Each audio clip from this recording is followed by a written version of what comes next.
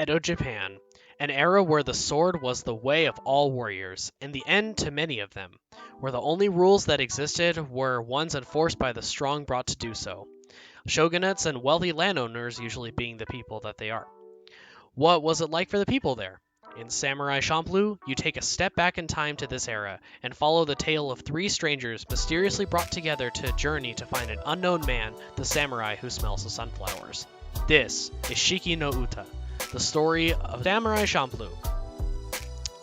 It all began with the director, Shinichiro Watanabe, who has been recently praised for his classic anime masterpiece, Cowboy Bebop.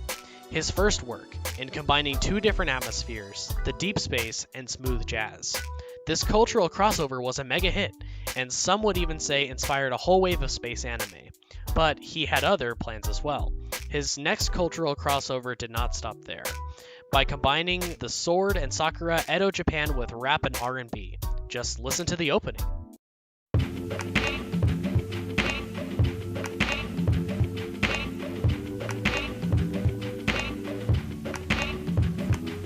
Strong like an edge of a samurai sword, the mental blade cut through flesh and bone. Though my mind's at peace, the world out of order, missing in the heat, life gets colder.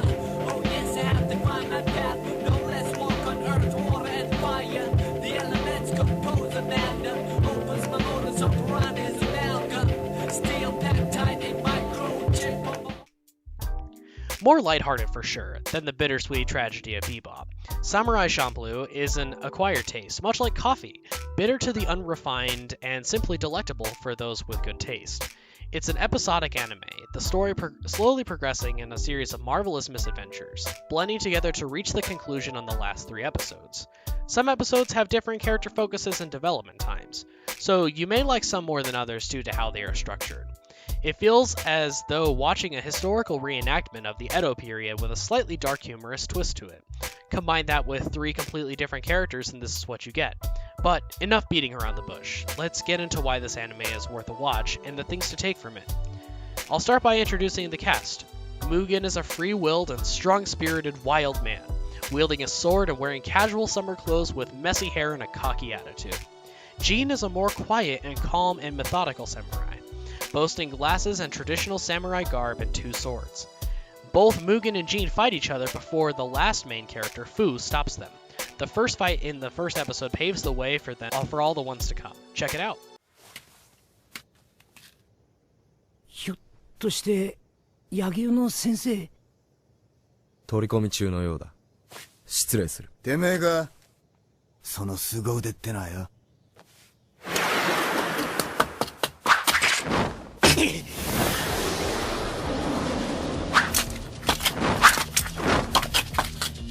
人違いだ。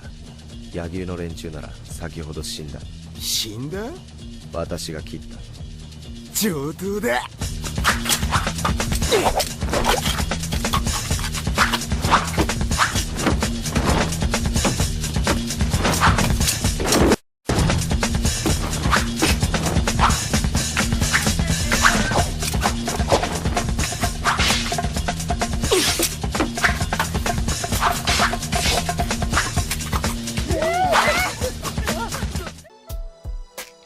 She's a sweet girl that is in search of someone that no one seems to know about, but she is sure he exists.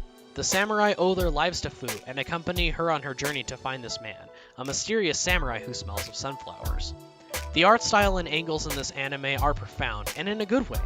The fight scenes are up close and sometimes in slow motion, very epic with great sword play and has great sound effects. Very colorful everywhere and has a great scale to reflect the mood. On a sunny day, the colors are more vibrant, versus rainy gray days that are more mellow and grayscale. The backgrounds and places they visit all vary a little as well. These 3 travel the country on their quest all on foot, struggling to survive and having to also work for money to feed and house themselves. There are enough antics about in each episode where each character has their own time to build on themselves' development, or all come together for interesting interactions. One other thing the anime does is it likes to use its rap-like beats and background ambience to set the mood, and to stress things during cool scenes, such as rapid percussion timepiece when Mugen is running. The intro is also profound, not the typical anime opening, being more rap-focused with color schemes to match the characters. It ends with a spinning record and is symbolic for it telling us a tale from history with a different perspective and fully embodying the quote-unquote rap style. There are episodes where beatboxing occurs. Everything is there. The atmosphere is set. Granted, I enjoy this anime a lot more than the average person because I love samurai anime, but there is something about the style of this one that sets it apart from all the others. The story is slightly dark at times and has adult themes with blood as well. Typical Adult Swim stuff. Some people do not enjoy it as much because it can get slower at times if you do not like the pace of the episode or the focus, but it teaches us some pretty important lessons.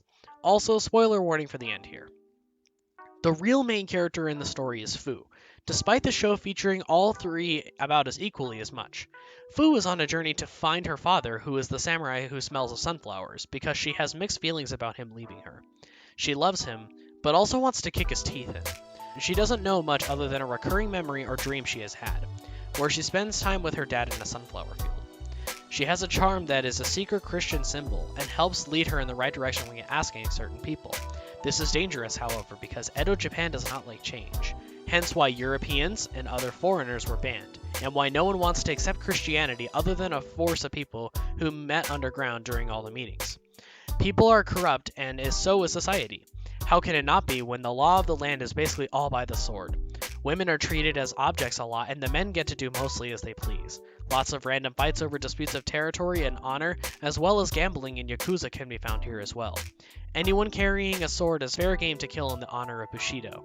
If you carry one, you must be able to use it.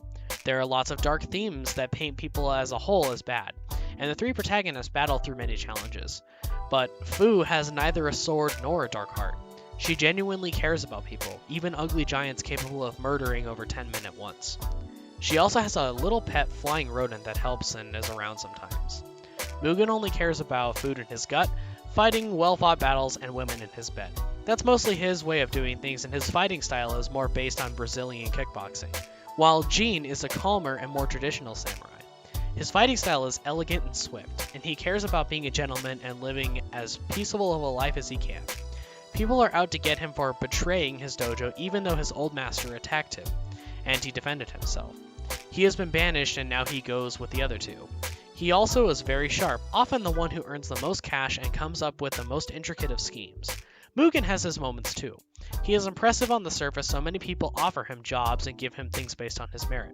He has a dark past as a kid and was a pirate for a short time. He left because he believed in only following his own orders and thought ever so slightly guilty about his actions, and wanting to atone slightly. Therefore, he fights fair and only for himself. Although the main character Fu seems to almost exist as the light in the darkness. She believes she can find her father and things will be okay, even though he left her and her mother alone, only for her mother to die and leave Fu with nothing but the two samurai sworn to her. She only has her journal of all the happenings in her father's memory. It's sad because she is trying to cope with losing her father and chasing his shadow only on the one fact she remembers of him. He was in a field of sunflowers.「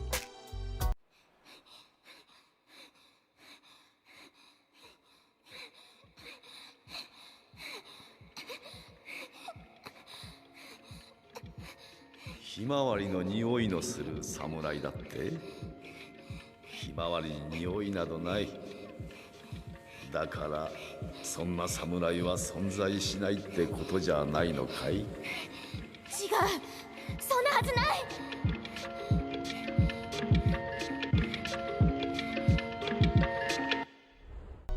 Shiki no Uta, otherwise known as the Song of Four Seasons, is how about someone is trying to remember a past long forgotten and person long separated from them as the seasons passed, and the realization that they will never get them back. This is the ending theme of each episode.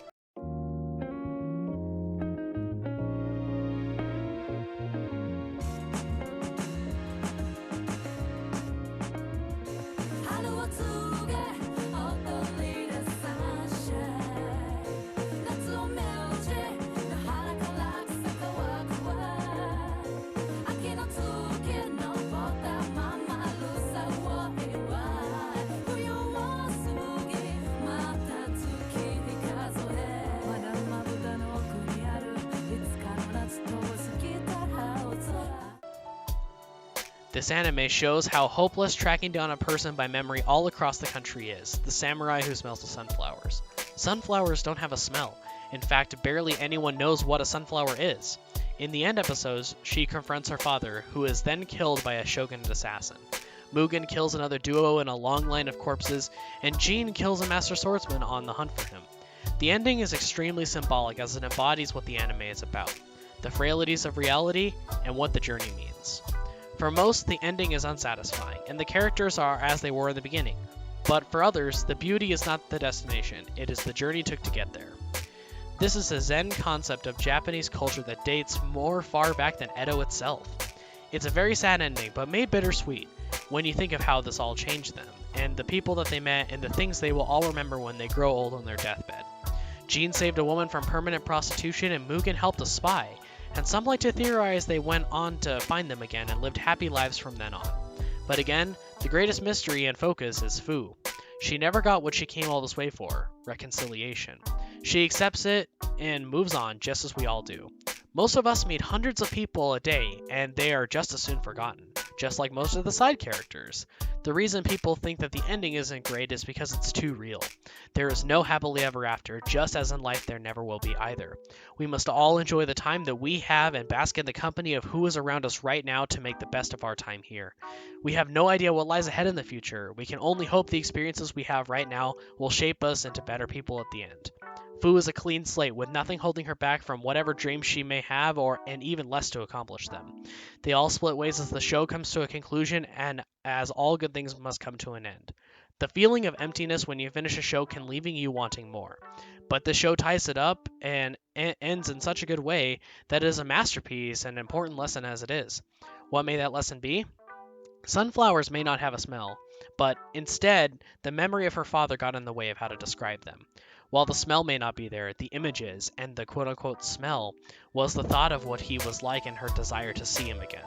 So the moral of the story is take your time to understand what you have, to chase something you don't, and slow down, stop, and to smell the flowers. Hey, you made it to the end, and I really do have to say that I appreciate you watching the video a lot, and thank you for making it this far. I think this time I did a face reveal. I got a pretty decent webcam, and I just wanted to give a few updates to some of the stuff that is going on and some of my plans for the future for the channel and everything like that, and just a couple of updates because it's been a minute. So first of all, as of this week, it is my last week of high school, so now I am officially a graduated senior. And starting this next fall, I'm going to be enrolling at Boise State University. I'm going to be going to college there. I have picked myself up a job in the meantime, and I have just been living here. I've been doing fine in quarantine. I'm not sick. I'm very well. My entire family is very well. And I have to say, the amount of people that have stayed in the Discord server uh, and have stayed subscribed on the channel and followed on Twitch, I have to say that that means the world to me. Everyone who watches this video, who likes it, comments it, who subscribes, you guys mean the world to me. This is my passion. I like to create things. I like to create um, content for all of you on YouTube. I like to create content for people on Twitch. I like to create music, and there will be some music in the future. I am planning to do my own series of covers. I might actually end up releasing them uh, for purchase and stuff like that. I haven't decided on that quite just yet. I don't have nearly the supplies I need to start recording that kind of stuff, but it can happen in the future. Uh, as for League of Legends, I am officially done with the game for right now. I will go back and play it ever so often, but the stream will not be league based anymore. The player base has gotten too out of hand and too toxic, and I'm just really tired of it ruling my entire life. I no longer have time for it anymore. And I've kind of switched gears. I've been playing a lot of Super Smash Bros. And a lot of other single player games, especially Persona 5 Royal. And now I realized that I like making these kind of video essays like the one you just watched and the Persona ones that I've done, that I'm actually going to make that the main focus of the channel now. It's going to be stream highlights, it will be video essays, it will be some other stuff from time to time, announcements and such, maybe a couple of vlogs sometimes. I'm not entirely sure about that quite just yet, but we'll see what happens. Um, and then just maybe some music stuff, and who knows? The channel could pretty much go in any which direction, but this is the kind of stuff I like to do, is make video essays. And I'm actually going to be doing 2 more video essays at the very least on anime. I'm doing my top 3 favorites of all time. Samurai Champloo was the first out of all of those. It is not my absolute favorite of all time. We're going to save that one for last. And then I'm going to be doing a video on my childhood through gaming and how I got into like the gaming scene, and like my taste of games have developed over the years and stuff like that. And I'm actually going to be collabing with a couple of my friends with that one. They're going to be sending me some audio clips so I can use that in the video itself to give you multiple perspectives uh, of like what got us our start into like the gaming and anime and music worlds. And then after that, it is kind of up for debate. I took up an editing job from a friend of mine now, and I've been doing that for a little while. He's had some minor success, and I can't wait to see his channel grow over the years as well. And if mine ends up growing as well, that would be great. Uh, Numbers don't really matter to me at the end of the day. It is nice to see that more people are being exposed to my stuff, and it's nice to see that more people are subbed so then they're updated frequently to the stuff that I put out. But that's not the reason I make this kind of stuff. It's not for the money and it's not for the bragging rights. It's purely just because I feel like I owe it to the people that have created these works of art in games and anime and music to express how much I love each of them, and to just talk about it and say why that they're so great, because I feel like since they did a great thing for us, I need to do something great in return. And then it makes all of us happy, and it makes me happy, and I feel like I accomplished something by doing this. So sorry for like the big long explanation about everything that's been going on, but there's a lot of stuff that I've wanted to say, and just trust me, everything is going to be it's going to be going great here pretty soon.